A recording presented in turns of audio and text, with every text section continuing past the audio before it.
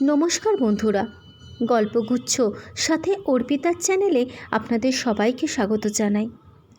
আজ আমি আবার চলে এসেছি প্রিয়তমা গল্পের দ্বিতীয় পর্বের সাথে। তাহলে চলুন শোনা যাক মালতীকে ভালোবেসে রতনের কি সাংঘাতিক পরিণাম হলো। গল্পটি বলার সময় আমার যদি কিছু ভুল হয়ে থাকে তাহলে আমি সবার কাছে ক্ষমা প্রার্থী।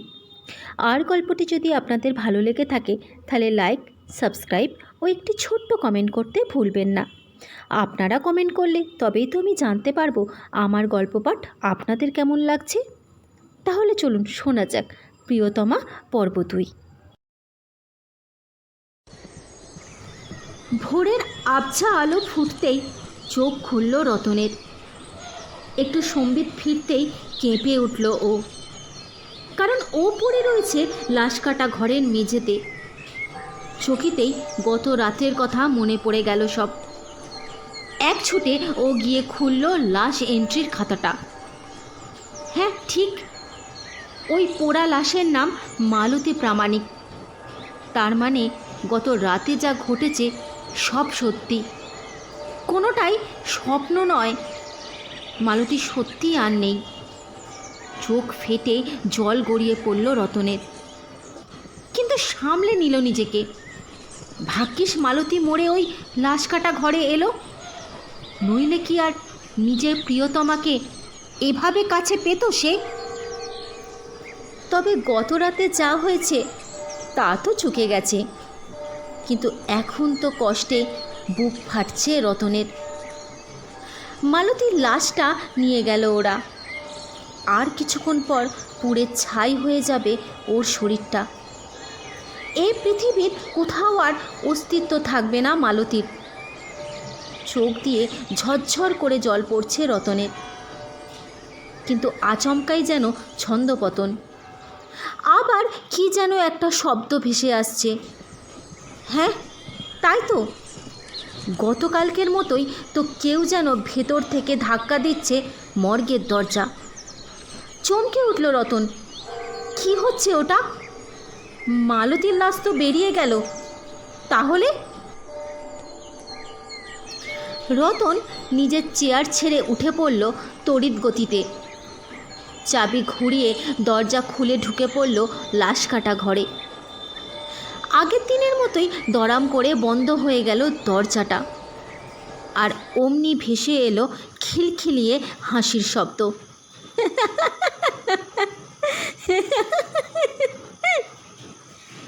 এ হাসির আওয়াজ যে রতনের বড় চেনা। মালতী, মালতী, তুই তুই আবার আজ এলি কি করে? কোথায় তুই? ধুর মিনছে, আমায় দেখতে পাচ্ছিস না?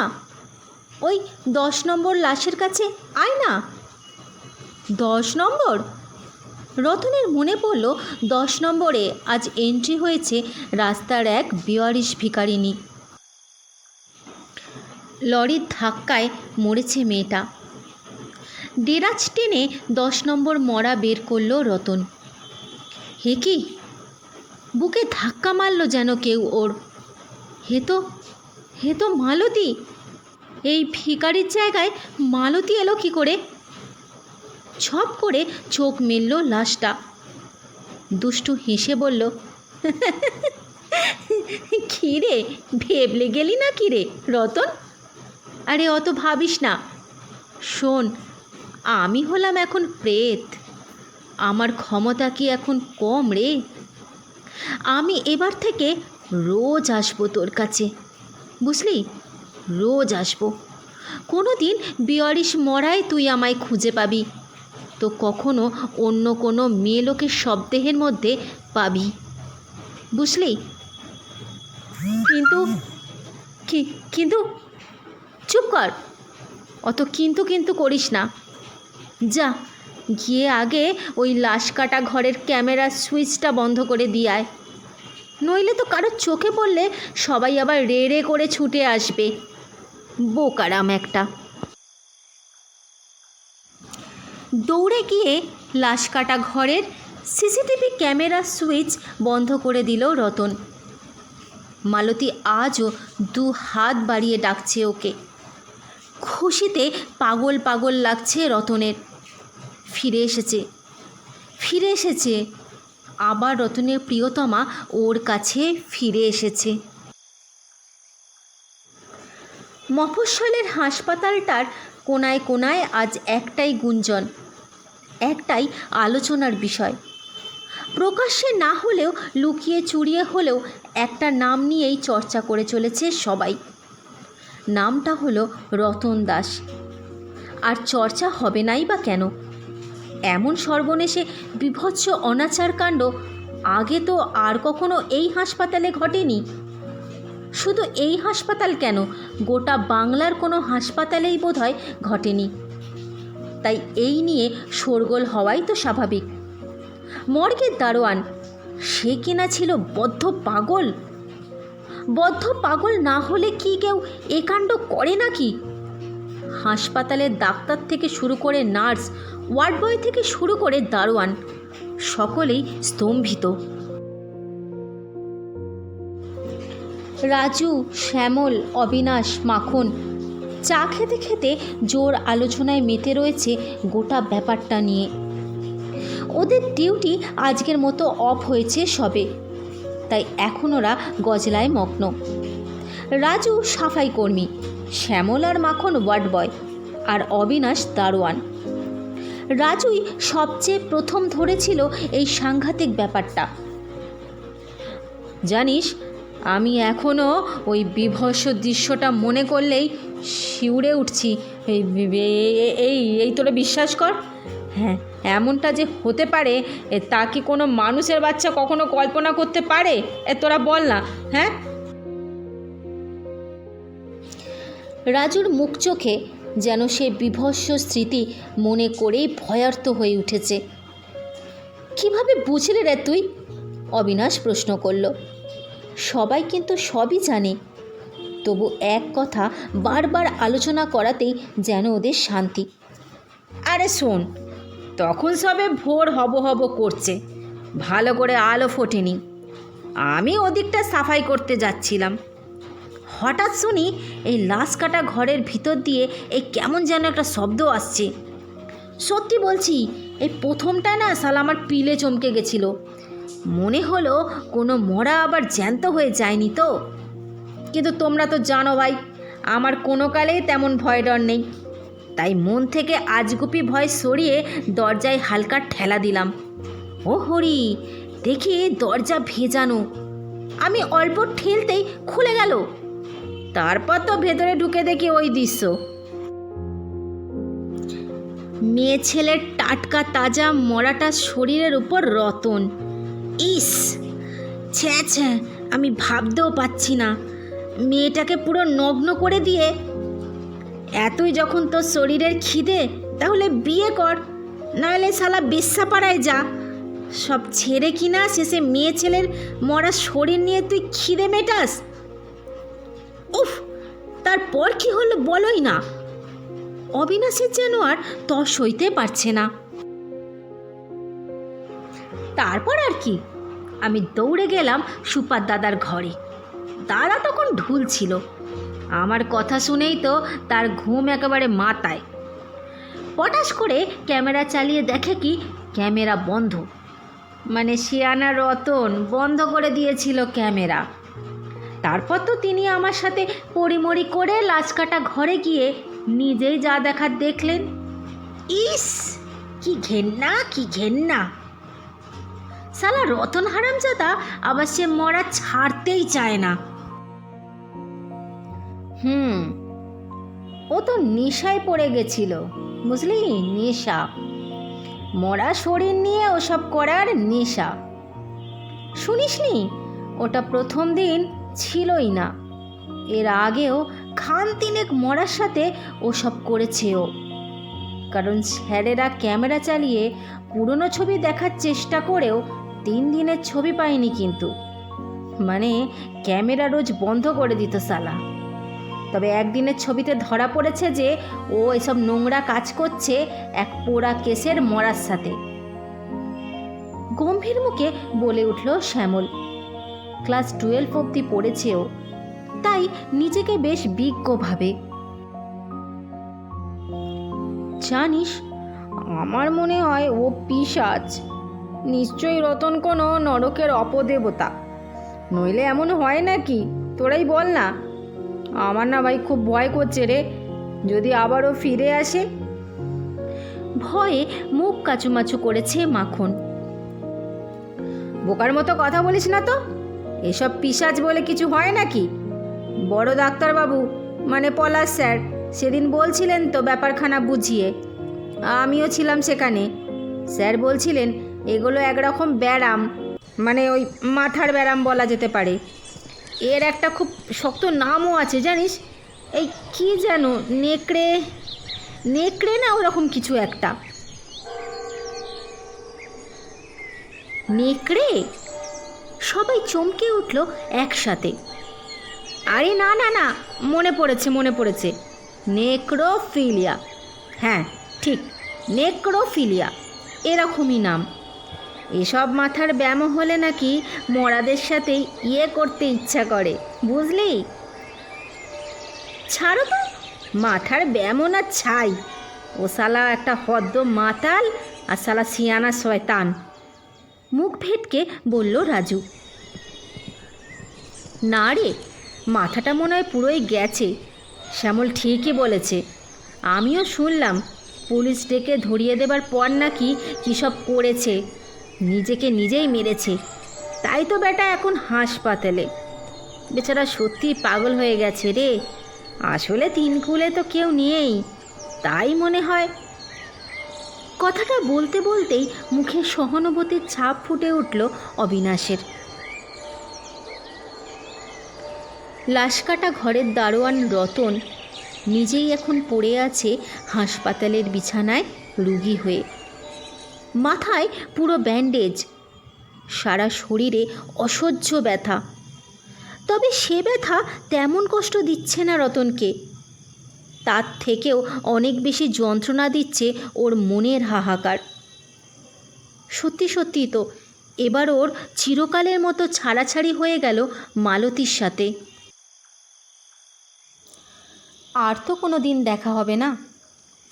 লাশকাটা ঘরের টাটকা মেয়ে ছেলেদের যে মরাই আসতো, তার মধ্যেই ভর করত প্রতিদিন মালতীর অতৃপ্ত আত্মা। আর তাই সে মরার দেহই হয়ে উঠত রাতের অন্ধকারের জীবন্ত মালতী, যে ভালোবাসত রতনকে, কাছে টানত, আদর করত।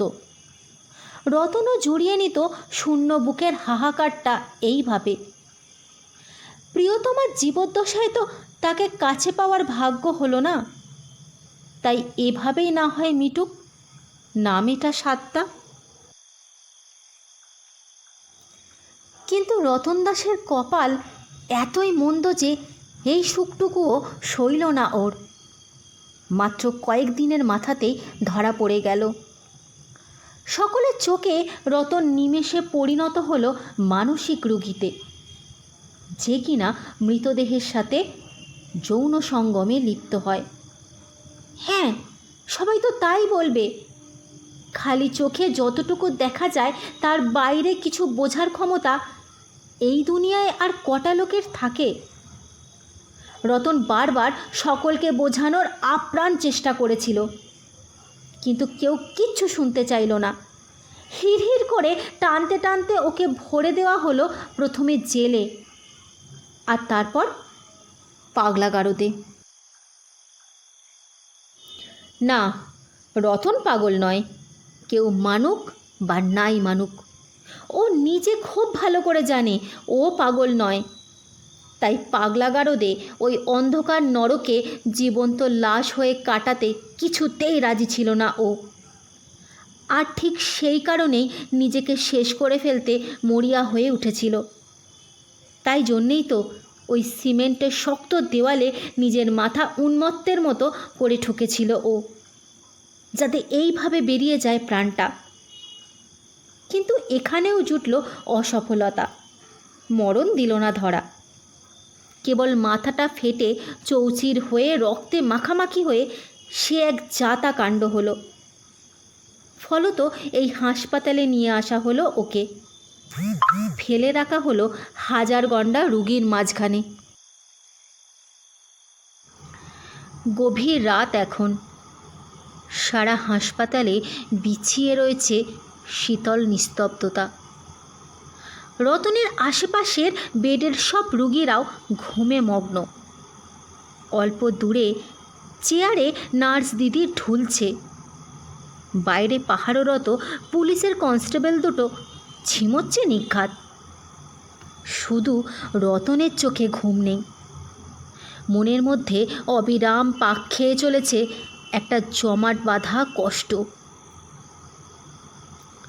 রতন, এই রতন, বলি ঘুমিয়ে পড়লি নাকি রে?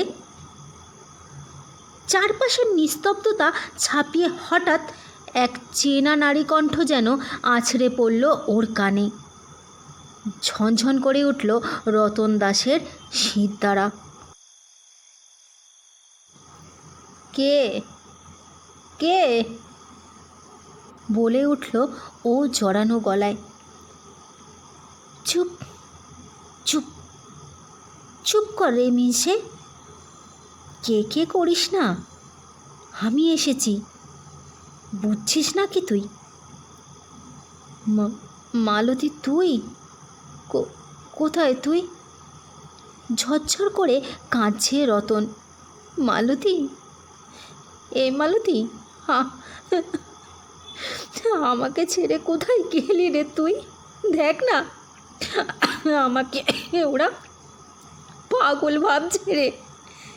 এই মালতী, আমার কি অবস্থা হয়েছে দেখ। আবার আবার ভেউ ভেউ করে কাঁদছিস তুই? ফের ধরা পড়তে চাস নাকি? একদম মুখ বন্ধ।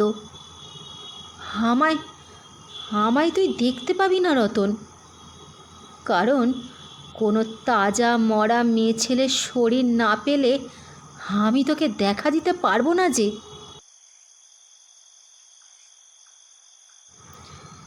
কিন্তু কিন্তু আমি যে তোকে দেখতে চাই মালতী। তুই কি আমায় সত্যি দেখতে চাস রতন? এটা তুই কি বলছিস মালতী? আমি তোকে দেখতে চাইবো না? তোকে ছাড়া যে আমি পুরো পাগল হয়ে যাব রে।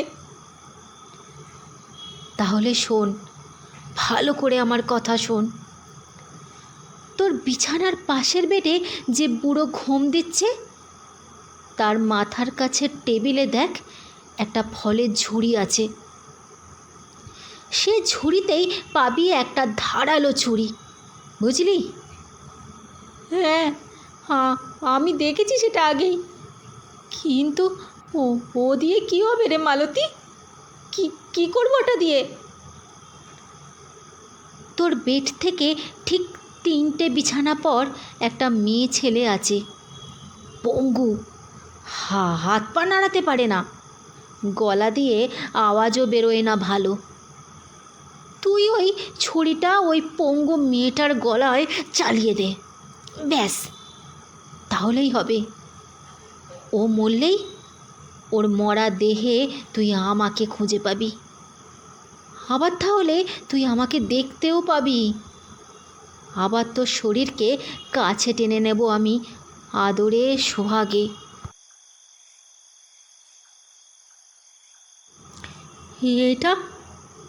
এটা তুই কি বলছিস মালতী? আমি খুন করব? রতনের গলায় কুণ্ঠা। শুধু তোকে ভালোবেসে এই পৃথিবী ছেড়েছি আমি, আর তুই এইটুকুনি পারবি না আমার জন্য? পারবো, আমি সব পারবো তোর জন্য মালতী, সব কিছু করতে পারবো। বিদ্যুৎ গতিতে বিছানা থেকে নেমে পড়ল রতন। ধারালো ছুরিটা সন্তর্পণে নিয়ে পৌঁছে গেল পঙ্গু মেয়েটার বিছানার সামনে। মেয়েটা ঘুমে অচেতন।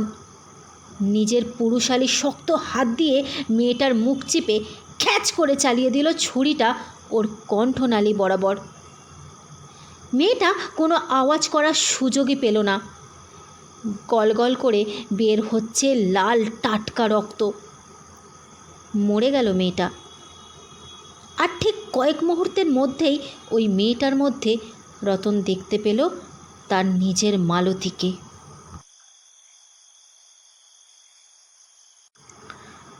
আয় রতন, আয়, আমার কাছে আয়, আমায় নিজের মধ্যে মিশিয়ে নে।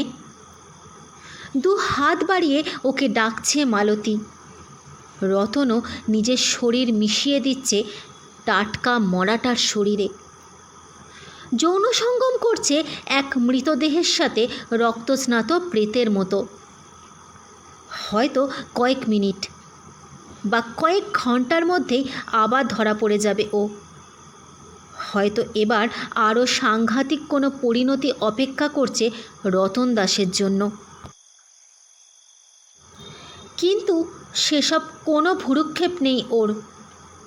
রতন গোটা পৃথিবীর চোখে নেক্রোফিলিক হতেই পারে, কিন্তু তাতে কিচ্ছু যায় আসে না ওর। ওর কাছে তো মৃত নারীর শরীর মানেই মালতীর ফিরে আসা, মালতীকে কাছে পাওয়া। মৃত নারীর সব আর প্রিয়তমা যে মিলেমিশে ওর কাছে একাকার হয়ে গেছে। আজ আমার গল্পটি আমি এখানেই শেষ করছি। আশা করি এই গল্পটি আপনাদের মন ছুঁয়ে গেছে। যদি আপনাদের গল্পটি ভালো লেগে থাকে তাহলে একটি ছোট্ট কমেন্ট করতে ভুলবেন না। আপনাদের সঙ্গে আমার আবার দেখা হবে নতুন কোনো গল্পের সাথে। আর আমার সঙ্গে এতক্ষণ সময় কাটানোর জন্য আপনাদের সকলকে ধন্যবাদ জানাই।